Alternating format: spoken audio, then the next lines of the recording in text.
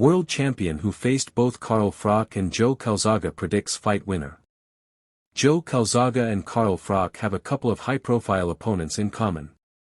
Calzaghe and Froch are two of the best fighters Britain has produced.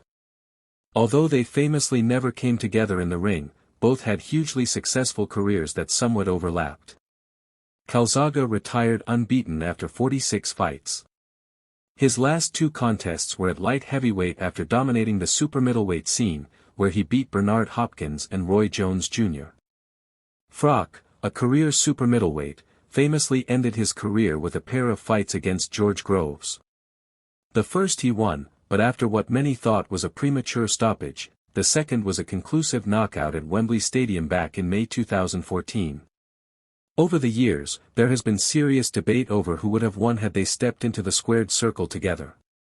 Danish champion Mikkel Kessler did that with both. He fought Calzaghe in 2007 when he was undefeated.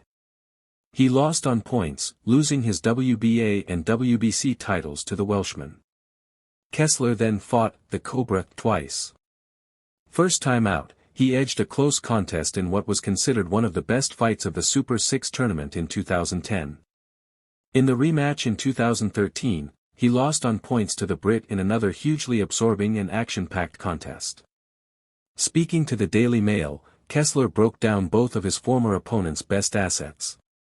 It is difficult to say who is best. Joe was not a puncher, he was fast but he was hitting with the inside of his glove but he got the points when they landed. He was mentally strong. He was in very good shape all the time. Carl is more of a fighter and throws lots of punches one after the other. He wants to trade punches. If Carl was in there throwing his big punches and his uppercuts, then he would have hurt Joe. He then chose a victor and sided with the Welshman, just. Who would win out of those two? I would think Calzaghe. Maybe.